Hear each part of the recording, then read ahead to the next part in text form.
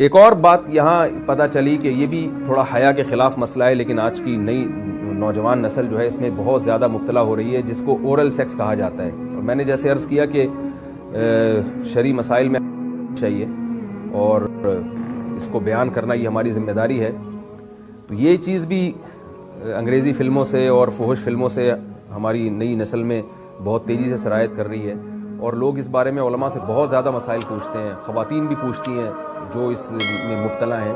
تو اس کا بھی مسئلہ یاد رکھیں کہ اللہ تعالیٰ نے حالت حیض میں زوجہ سے ہم بستری کو حرام قرار دیا کیونکہ اس میں گندگی ہے. باپ دیکھیں کہ وہ گندگی اس درجے کی نہیں ہے جتنی اورل سیکس میں گندگی ہوتی ہے. اگر اس میں ڈسچارج ہو جائے بندہ، انسان جو ہم بستری کرنے والا ہے زوجہ سے، وہ منہ میں ڈسچارج ہو جائے تو آپ سوچیں کہ اللہ تعالیٰ شرمگاہ کو گندگی سے بچا رہے ہیں، جس کی وجہ سے حیض کی حالت میں ہم بستری کو حرام قرار دیا. تو منہ جس سے انسان کھانا کھاتا ہے، جس سے کلمہ پڑھتا ہے، اور جو انسان کے جسم میں سب سے اشرف عضو ہے، سب سے زیادہ معزز اور مکرم عضو ہے، اس میں ایسی گندگی کو ڈالنا کہاں سے جائز ہو سکتا ہے، کہاں سے حلال ہو سکتا ہے؟ تو آج بعض متجدد قسم کے لوگ جو ہے نا اس کو حلال قرار دے رہے ہیں، تو یہ بالکل غلط ہے.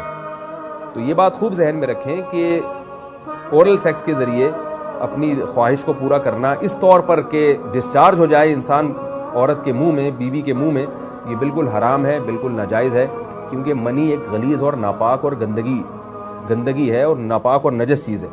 بعض حضرات یہ کہتے ہیں کہ منی پاک ہے، مگر یاد رکھیں منی کے پاک ہونے کے دلائل مضبوط نہیں ہیں، منی کے ناپاک ہونے کے دلائل بہت مضبوط ہیں. سب سے پہلی دلیل قرآن مجید میں آتا ہے الم نخلقکم من ماء مہین، ہم نے تمہیں غلیظ اور پلید پانی سے پیدا کیا، ذلیل پانی سے پیدا کیا ہے. تو اس میں بھی اشارہ ہے کہ منی ناپاک چیز ہے.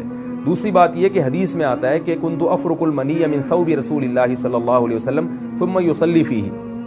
حضرت عائشہ رضی اللہ تعالی عنہ فرماتی ہیں کہ رسول اللہ صلی اللہ علیہ وسلم کے کپڑوں پر اگر منی لگی ہوتی تھی، صحیح بخاری کی حدیث ہے، میں اس کو کھرچ کے صاف کرتی تھی، پھر آپ صلی اللہ علیہ وسلم اس میں نماز پڑھا کرتے تھے.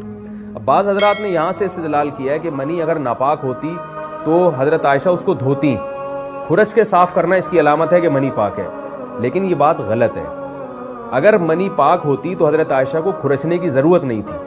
بات یہ ہے کہ وہ نجاست جس کا ایک باقاعدی جسم ہوتا ہے اور وہ کھرچ کے جسم سے یا کپڑوں سے الگ ہو سکتی ہے، تو اس نجاست کو پاک کرنے کا طریقہ یہ ہے کہ اس کو کھرچ دیا جائے. ناپاک تھی تبھی تو حضرت عائشہ رضی اللہ تعالی عنہ اس کو باقاعدہ کھرچ رہی ہیں اور دور کر رہی ہیں. اور گیلی منی کو یہ ثابت ہے کہ حضرت عائشہ رضی اللہ تعالی عنہ آپ صلی اللہ علیہ وسلم کے کپڑوں سے دھویا کرتی تھیں اور آپ صلی اللہ علیہ وسلم اس میں نماز پڑھا کرتے تھے. حضرت عمر رضی اللہ تعالی عنہ کے دور میں کسی شخص کو احتلام ہوا تو اس نے اپنے پورے جو ہے نا وہ کپڑے دھوئے، تو حضرت عمر نے اس کو منع کیا، فرمایا کہ اتنا کافی تھا کہ اس جگہ کو تم دھو لیتے. تو اس میں بھی حضرت عمر اس کو باقاعدہ دھونے کا حکم دے رہے ہیں. کسی بھی صحابی نے اعتراض نہیں کیا کہ یا امیر المومنین آپ ان کو دھونے کا حکم کیوں دے رہے ہیں، منی تو پاک ہے. تو منی کے جو ناپاک ہونے کے دلائل ہیں وہ بہت مضبوط ہیں. باقی اس کو جو کھرچنے کا حکم ہے وہ اس لیے کہ منی کے پاک جو اگر خشک ہو جائے تو وہ کھرچ کے بھی پاک ہو جاتی ہے، اس کو پھر دھونا ضروری نہیں ہوتا. اس کی مثال ایسے جیسے حدیث میں آتا ہے، صحابہ کرام فرماتے ہیں کہ ہمارے تلواروں میں دشمن کا خون لگا ہوتا تھا تو ہم اس کو زمین پہ اچھی طرح رگڑ کے اسی کو لٹکا کے نماز پڑھتے تھے. تو دیکھیں خون بھی ایسی چیز ہے کہ جو سوکھنے کے بعد اس کی ایک پاپڑی سی جم جاتی ہے. تو حالانکہ خون کو بھی ناپاک مانا جاتا ہے، جمہور علماء کے یہاں خون ناپاک چیز ہے، لیکن صحابی کیا کر رہے ہیں، اس کو رگڑ کے زمین پہ اور جو اس کو اچھی طرح رگڑ کے جب اس کا اثر زائل ہو گیا تو اسی کو لٹکا کے نماز پڑھ رہے ہیں. تو جیسے خون ناپاک ہونے کے باوجود رگڑنے سے پاک ہو جاتا ہے، اگر کسی ایسی چیز پہ لگا ہو جو لوہے یا ایسی سخت چیز پہ، تو ایسے ہی منی اگر کپڑوں پہ لگی ہو، خشک ہو جائے تو اس کو اچھی طرح جب کھرچ دیا جائے تو وہ پاک ہو جاتی ہے. لیکن اس سے یہ ثابت نہیں ہوتا کہ منی پہلے سے ہی پاک ہے. ایک اور دلیل منی کے ناپاک ہونے کی یہ ہے کہ جو مدی ہے، ٹرانسپیرنٹ پانی جو مرد کے جسم سے نکلتا ہے، وہ اگر جسم سے نکل جائے تو وضو فرض ہو جاتا ہے، اور منی نکل جائے تو غسل فرض ہوتا ہے.